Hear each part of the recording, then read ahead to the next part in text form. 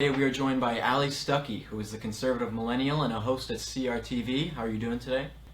Doing well. Thanks for having me. Yeah, thank you for being on. We appreciate it. It's great to have, more young people for PragerU to get a hold of. Yes.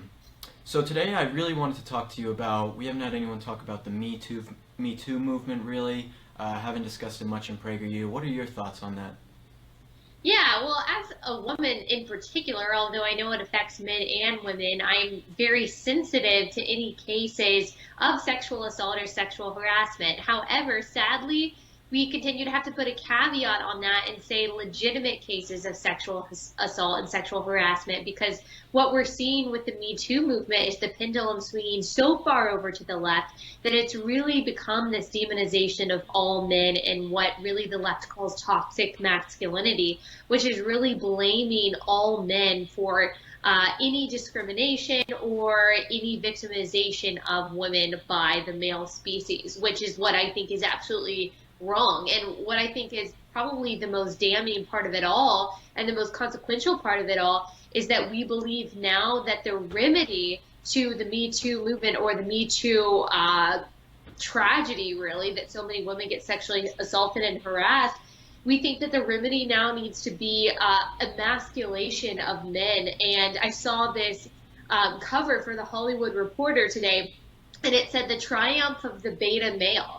And that is going to be the trend that we see moving forward, in large part because of third wave feminism, but also because of the rise of this Me Too movement. Guys are going to be so afraid of getting called out for sexual harassment or assault just for making eye contact or asking a woman on a date that we're going to see the rise of these beta emasculated men as a result. And I think that is a tragedy, because if you look at horrific things like, for example, mass shootings, so much of that is because of fatherlessness and the emasculation of men. And so I don't think that's really the direction that we want to go in, weakening men. What we actually need is strong men, because strong men don't sexually assault or sexually harass women. Strong men don't need to prove their masculinity by victimizing someone else. So I just think that the Me Too movement is now going in the wrong direction, and men and women are now going to suffer because of it. Yeah, I saw that cover as well. I don't think women like beta males too much. I think they like, usually more powerful men.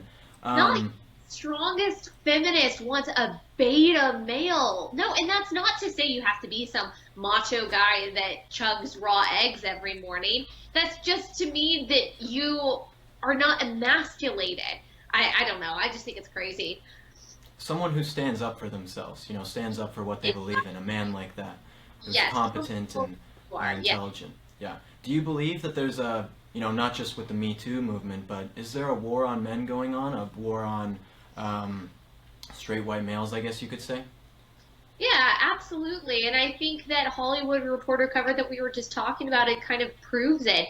I think in an effort to maybe originally what started as a movement towards equity and equality and empowerment has now turned into women or third wave feminists stomping on men in order to elevate themselves and make themselves stronger or better than males. And that's exactly why when people ask me, why are you not a feminist? If you believe in equality, you're a feminist. And I say that's not really true anymore. It's not really about equality. It's about women being better and stronger and bigger and winning over males. And I'm just not about that. I consider myself not even an egalitarian, but a complementarian. And that's another problem with feminism and this fight against males, is that they are not willing to acknowledge the complementary differences between men and women. I believe that men and women are of equal worth, but they are very different as far as their roles, their desires, their responsibilities, what drives them, what motivates them. And that is like taboo now. We're not willing to acknowledge that. And that's why I denounce third wave feminism, because I think it denies who women are uniquely as well as who men are uniquely. Yeah, these third wave feminists, they don't want equality, they want superiority. And there's actually, there's a war on women concerning, the right to life, and they always talk about gun control, but then they don't want to give people the right to, they want abortion pretty much is what the left wants. Exactly. And I was thinking about this last night, about the hypocrisy of people like Cecile Richards, and even really just anyone on the pro-choice side trying to take away guns while at the same time take away guns because they're fighting for kids while at the same time deny the humanity of life inside the womb. But really, it's consistent if I think about it. What they really want for people is defenselessness. They want people outside the womb to be defenseless. They want people inside the womb to be defenseless. They really have no desire whatsoever to protect constitutional rights, whether it's the First or the Second Amendment, or just the basic right to life that's outlined in the Declaration of Independence. They really have no desire for that in or outside of the womb. So they're actually being consistent. They're just being consistently horrific. So what do we do about this moving forward? How do we bring values back to America and make people believe in the Constitution again?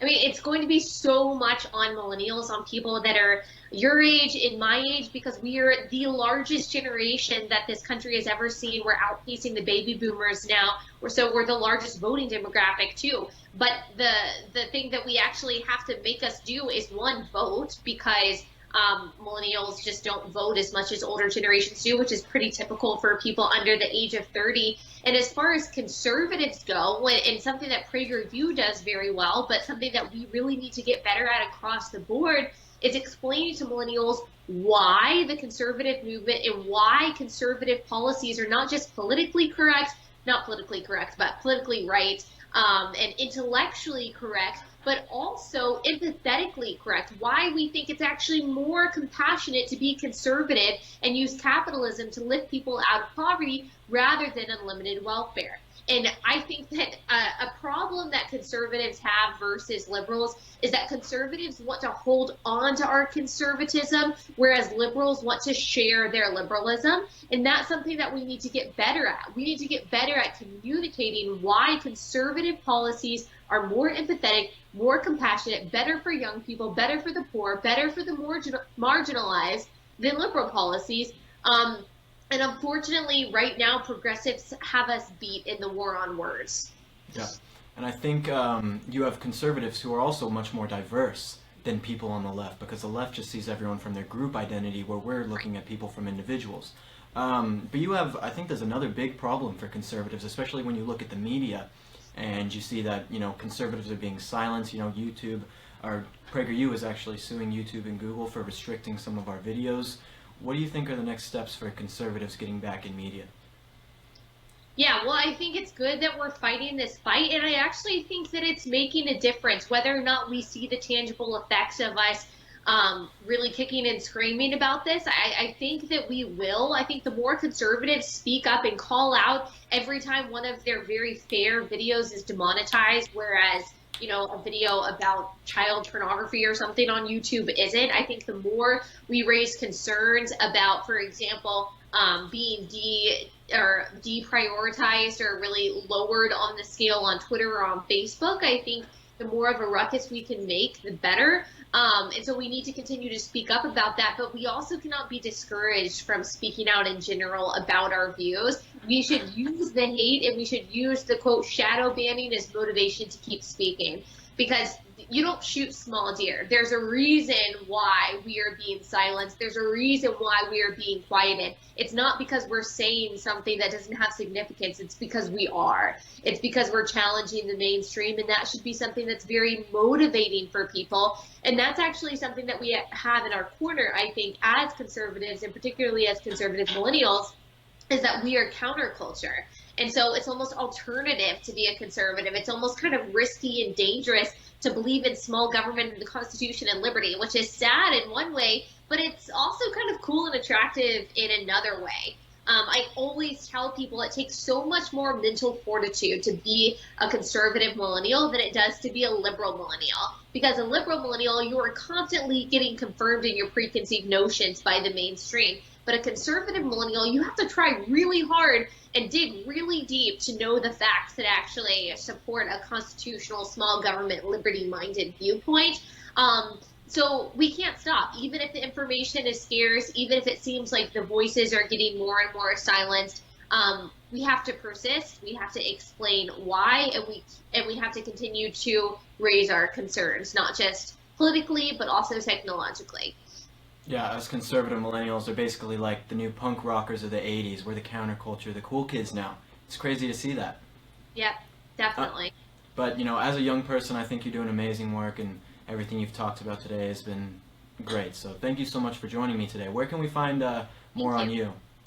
Yeah, so like Will said, I am the Conservative Millennial, and so I've got conservativemillennialblog.com, or it's actually the conservativemillennialblog.com, longest URL ever. I'm on Facebook as the Conservative Millennial, Allie B. Stuckey on Instagram. I think I'm Conserv Millen on Twitter, so all across. I'm also a host at CRTV, so crtv.com/Allie. I have 2 short videos every week, one longer narrative style video every couple of weeks. And then I also started a podcast called Relatable next week, which is really exciting. And then I'm also a commentator on Fox, on MSNBC, on HLN, and things like that. And so I'm all over the interwebs and the television. So you'll probably catch me at some point. Just like a millennial, all over social Exactly. media. Exactly. I know how that is. Well, I want to thank you again for joining me, Allie. I really appreciate it. I would love to have you back on some other time as well. Definitely. Yeah. Well, thank you everyone for watching. This is Will Witt and Allie Stuckey. Thank you.